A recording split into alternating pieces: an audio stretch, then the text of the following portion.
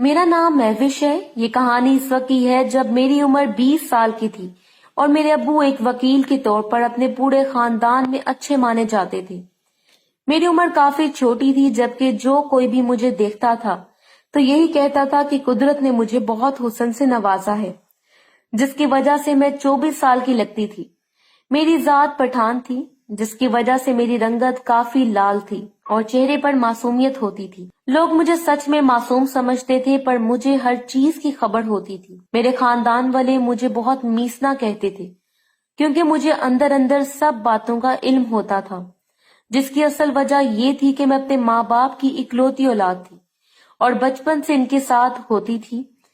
पर जब मैं रात को सो जाती थी तो मेरे अम्मी अबू मेरे सोने के बाद काम करने लगते थे और मैं छुपकर देखती थी।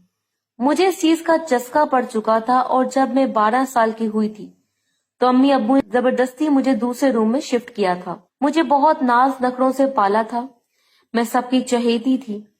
मेरे अम्मी अब्बू ने मेरा रिश्ता एक अच्छे घराने में तय किया था। वो लड़का काफी समझदार और बड़ी उम्र का था। मैं भी इसके साथ अटैच हो गई थी जब इसकी जॉब किसी बाहर के मुल्क लग गई और वो जल्द ही मुझसे बिछड़ गया था। मैं इससे फोन पर बात कर लेती थी। हमारी शादी मेरी पढ़ाई के बाद ही होनी थी। मेरे अब्बू के एक दोस्त थे जिनका नाम शाहिद था। मैं इन्हें अंकल ही कहती थी, पर इन्हें इस बात से बहुत चिढ़ थी कि मैं इन्हें अंकल क्यों कहती हूँ। इनकी उम्र 40 साल थी, पर वो बहुत जवान थे और उन्होंने अपने आप को फिट रखा हुआ था। वो जब भी आते थे तो मेरे लिए चॉकलेट लाते थे, मुझे गुड़िया कहकर बुलाते थे। एक दिन अचानक ही वो मेरे लिए चॉकलेट लाना भूल गए थे। इनकी चॉकलेट बहुत स्पेशल होती थी। मैंने इनसे शिकायत की कि अंकल आज आप चॉकलेट क्यों नहीं लाए, पर अंकल कहने लगे कि बेटा लाया तो हूँ, पर आज ऐसे नहीं मिलेगी। मैंने अंकल से कहा कि फिर कैसे मिलेगी, जब उन्होंने अपना चेहरा मेरे सामने किया और कहने लगे कि पहले मेरी गुड़िया मुझे किस करेगी तब ही मैं चॉकलेट दूंगा। मैं हैरान हुई, पर मैंने ये कर दिया और अंकल ने मुझे प्यार से गले लगाया।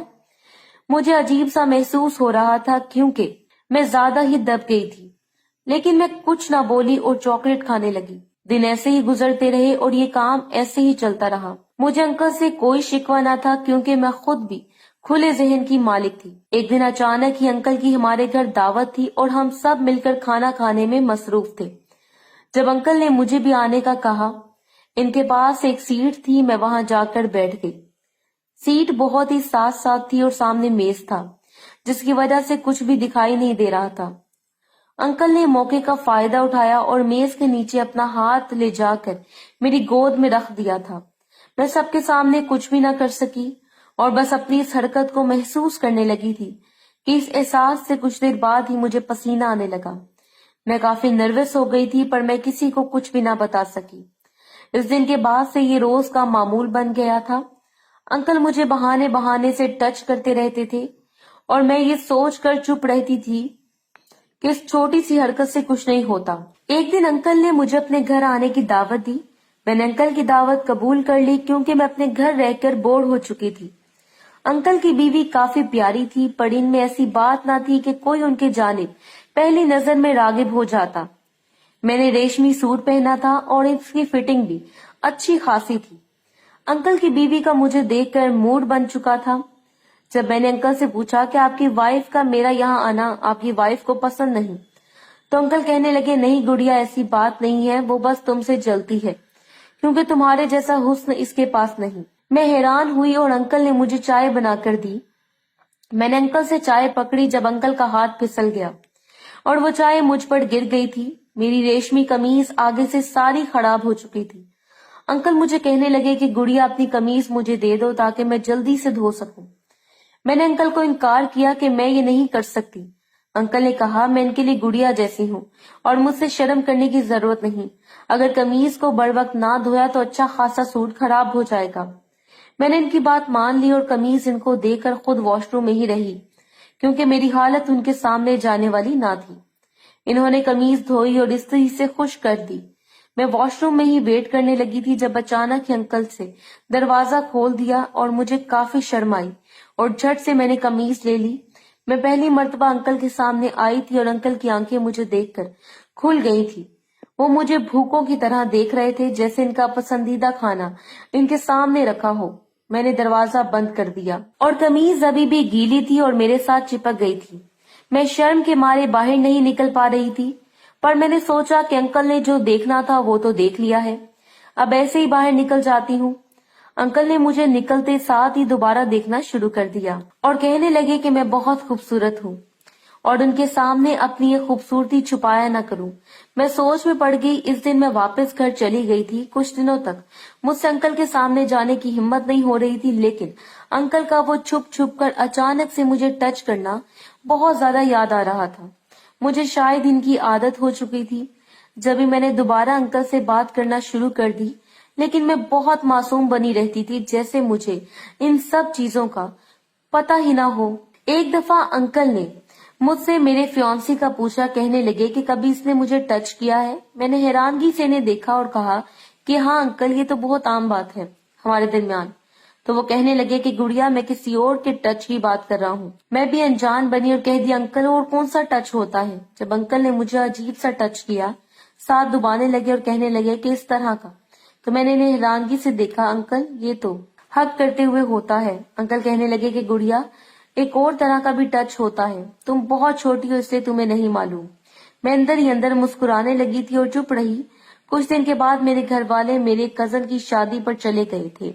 میں اپنے پیپرز کی وجہ سے گھر پر ہی رک گئی تھی۔ ایک آنٹی میرے ساتھ سارا دن رہتی تھی اور گھر کا کام بھی کرتی تھی تاکہ میں اکیلی نہ ہوں، لیکن رات کو وہ اپنے کوارٹر چلی جاتی تھی جو کہ ہمارے گھر کے اوپر بنا ہوا تھا۔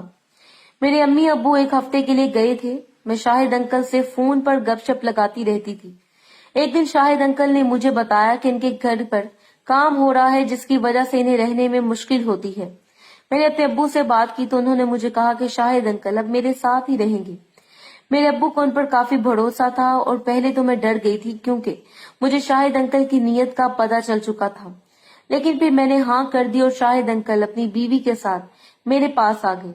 ان کی بیوی کا سارا دن موڈ بنا رہتا تھا، پر انکل مجھے اگنور کرنے کا کہتے تھے۔ ان کی بیوی روز اپنے میکے چلی جاتی تھی اور انکل اور میں اکیلے رہ جاتے تھے، پر کام والی آنٹی ہوتی تھی اس لیے مجھے سہارا مل جاتا تھا۔ ایک دفعہ ہم لانچ میں بیٹھے تھے جب انکل نے جان بوجھ کر دوبارہ سے ایک ٹاپک چھیڑ دیا کہ میرے فیانسی نے ابھی تک وہ سب کیا ہے یا نہیں۔ میں نے پھر سے انکل کو کہہ دیا کہ انکل مجھے آپ کی بات کی سمجھ نہیں آ رہی کہ کوئی اور بھی ٹچ کیا ہوتا ہے، مجھے تو ایک ہی ٹچ کا پتہ ہے جو بھی آپ کرتے ہیں، میں نے معصومیت سے کہا۔ انکل نے میرا مذاق اڑایا اور کہنے لگے کہ گڑیا، اس ٹچ سے تو کچھ بھی نہیں ہوتا، اصل مزہ تو ایک اور ٹچ سے آتا ہے۔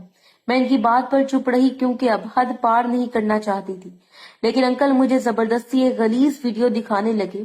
یہ ویڈیو میں اس لیے بات کر رہا ہوں تاکہ یہ ویڈیو دیکھوں۔ ویڈیو دیکھتی ہی رہ گئی، اتنے میں مجھے کام والی آنٹی کی آواز آنے لگی اور میں انکل کے ساتھ اٹھنے لگی، پر انکل نے مجھے کھینچ کر دوبارہ اپنے ساتھ بٹھا دیا۔ میں نے انکل کو کہہ دیا کہ انکل، کام والی آنٹی نے اگر اس طرح ہمیں دیکھ لیا تو تماشا بن جائے گا۔ انکل نے تھوڑی سی حرکت کی اور مجھے واپس چھوڑ دیا۔ میں اپنے روم میں چلی گئی تھی اور اپنا سانس بحال کیا۔ اس دن کے بعد سے مجھے عجیب سا احساس ہونے لگا تھا۔ انکل نے میرے ساتھ زبردستی کرنے کی کوشش کی تھی، پر میں اتنا زیادہ نہیں کرنا چاہتی تھی کہ شادی کے بعد مجھے مشکل ہوتی۔ میں نے انٹرنیٹ پر دیکھنا شروع کیا کہ کیا کام کرنے سے شادی پر کوئی اثر پڑتا ہے یا کسی کو کچھ معلوم ہوتا ہے، لیکن مجھے انٹرنیٹ پر طرح طرح کے عمل ملے تھے جس کے انسان کے کام کا کسی کو بھی معلوم نہیں ہوتا تھا۔ اب مجھے بھی حوصلہ ہو چکا تھا کہ میں انکل کے ساتھ کر سکتی تھی، پر میں خود سے نہیں کرنا چاہتی تھی۔ جب ایک دن میں نے کام والی آنٹی کو چھٹی دے دی اور انکل کو بھی بتا دیا کہ آج کام والی نہیں آئے گی، انکل مجھ سے زیادہ خوش تھے۔ اس دن میں پیپر دے کر آئی تو سونے چلی گئی۔ مجھے روم میں انکل کے آنے کا خدشہ ہوا۔ میں نے کروٹ بدلی جب انکل میرے اوپر سے کمبل ہٹا رہے تھے اور اب مجھے تیار کرنے لگے تھے۔ میں نے ایک سسکی سی لی۔ انکل نے اپنا کام کرنا شروع کر دیا۔ میں نے آنکھ کھول دی تو انکل ڈر گئے کہ میں کچھ کہوں گی، پر میں چپ چاپ سب برداشت کرتی رہی۔ انکل مجھے کہنے لگے تھے کہ مجھے مزہ آئے گا اور وہ زیادہ وقت نہیں لگائیں گے۔ آہستہ آہستہ مجھے بھی عادت ہونے لگی تھی اور اس کام میں مزہ آنے لگا تھا۔ میں بھی انکل کا ساتھ دینے لگی تھی۔ انکل نے مجھے پیار کیا تھا۔ ایسا لگ رہا تھا کہ وہ صدیوں سے اس کی تلاش میں تھے جو آج انہیں نصیب ہوئی تھی۔